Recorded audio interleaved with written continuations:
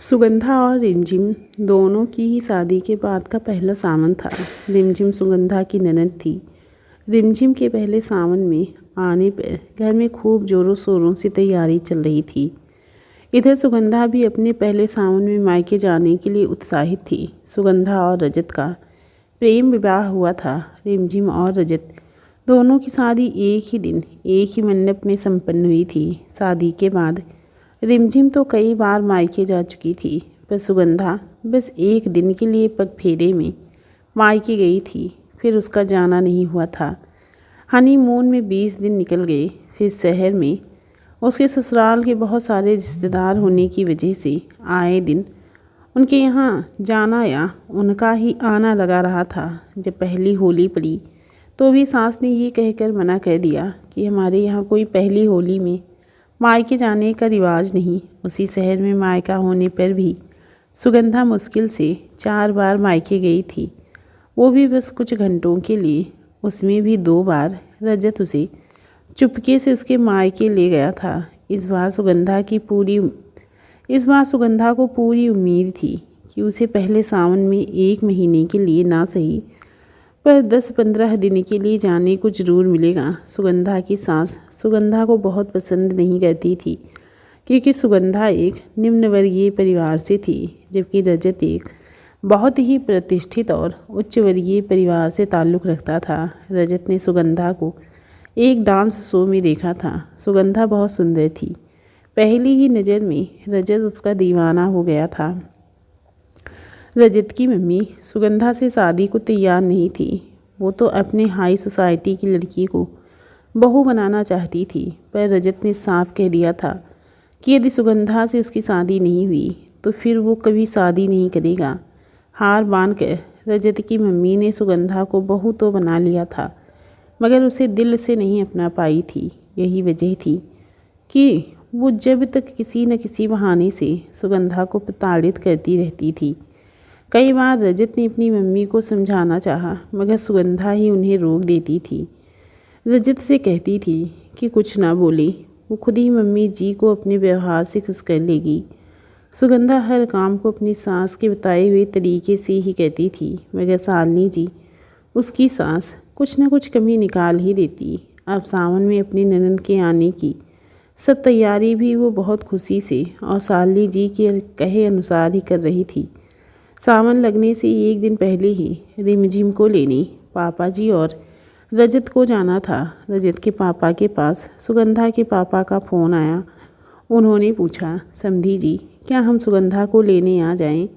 उसका पहला सावन है। रजत के पापा ने उनसे ये कहकर कि आप रजत की मम्मी से पूछ लें, ये सब औरतों का डिपार्टमेंट होता है। फ़ोन शालिनी जी को पकड़ा दिया। शालिनी जी ने सुगंधा के पापा से कहा, अभी वो व्यस्त है, थोड़ी देर में बताती हैं। रजत और उसके पापा के निकलने के बाद उन्होंने सुगंधा से कहा, देखो रिमझिम आ रही है, मैं उसका पहला सावन खूब यादगार बनाना चाहती हूँ, और वैसे भी तुम्हारे यहाँ कहाँ सावन वगैरह ढंग से मनता है। बेहतर यही होगा कि तुम यहीं रहो, रिमझिम को भी अच्छा लगेगा, उसकी भाभी उसके साथ हैं। तुम्हारे मायके में कुछ खास आव भगत होगी नहीं तुम्हारी। ये सुन सुगंधा का चेहरा उतर गया। उसकी आंखों से आंसू निकल पड़े। साथ में सास ने ये भी कह दिया कि अपने ना आने की खबर खुद ही अपने मायके अपनी मम्मी पापा को बता दो और अच्छे से समझा देना। ये ना लगे कि हम तुम्हें नहीं भेजना चाहती, बल्कि उन्हें ऐसा लगना चाहिए कि तुम ही नहीं आना चाहती हो। उनको भी तो पता चले हम उनकी बेटी को कितने अच्छे से रखते हैं कि वो अब खुद ही मायके नहीं जाना चाहती। ऑर्डर देकर शालिनी जी चली गई। उनके जाते ही सुगंधा के जब्त किए आंसू बह निकले। उसने बड़ी मुश्किल से खुद को संयत कर अपने पापा को घर ना आने की बात कह दी। माँ बाप तो बच्चों की खुशी में ही खुश रहते हैं। उसके पापा ने कहा, ठीक है बिटिया, कोई बात नहीं, तुम अपने घर परिवार में खुश रहो, हमें और क्या चाहिए। शाम तक रिमझिम आ गई। उसके आते ही घर में रौनक आ गई। रजत ने आते ही सुगंधा से पूछा, वो कब जा रही है? तो सुगंधा ने कहा, वो नहीं जाएगी, आखिर रिमझिम आई है, उसे अच्छा नहीं लगेगा। मगर रजत जान चुका था कि ज़रूर उसकी मम्मी ने ही सुगंधा को जाने नहीं दिया होगा। सावन के पहले ही दिन बहुत सुहाना मौसम हो रहा था। हल्की हल्की फुहारें पड़ रही थी। सुगंधा अपने कमरे की खिड़की से एकटक बाहर देख रही थी। बड़ी खोई खोई सी और गुमसुम थी। रजत ने अचानक से उसे बाहों में भरते हुए कहा, वाह देखो आज कितना अच्छा मौसम है, और ये तो हमारा शादी के बाद का पहला सावन है। चलो कहीं घूम कर आते हैं। सुगंधा ने कहा, नहीं मन नहीं है, और ना ही मम्मी जी को अच्छा लगेगा। रजत ने सुगंधा के चेहरे को अपने हाथों में लेते हुए कहा, तुम तैयार हो जाओ, मम्मी को तो मैं मना लूँगा। बहुत बेमन से सुगंधा तैयार होने चली गई। रजत ने उससे कहा था कि वो हरी साड़ी जो वो कुछ दिन पहले उसके लिए लाया था वही पहने। थोड़ी देर में रजत वापस आया तो सुगंधा तैयार हो चुकी थी। रजत उसे देखते ही बोल पड़ा, हरे रंग में तो तुम बहुत ही गजब ढा रही हो डियर। आज तो पूरा शहर ही मेरी किस्मत से जल जाएगा कि इस शहर की सबसे खूबसूरत लड़की मेरी बीवी है। सुगंधा शर्माते हुए मुस्कुरा दी। रजत से बोली, अब तुम भी तैयार होगे या मुझे ही देखते रहोगे? मन तो यही कर रहा है। ये कह रजत बाथरूम में घुस गया। दोनों जब गाड़ी में बैठकर निकले तो बारिश तेज हो चुकी थी। गाड़ी में जगजीत सिंह की गज़ल चल रही थी।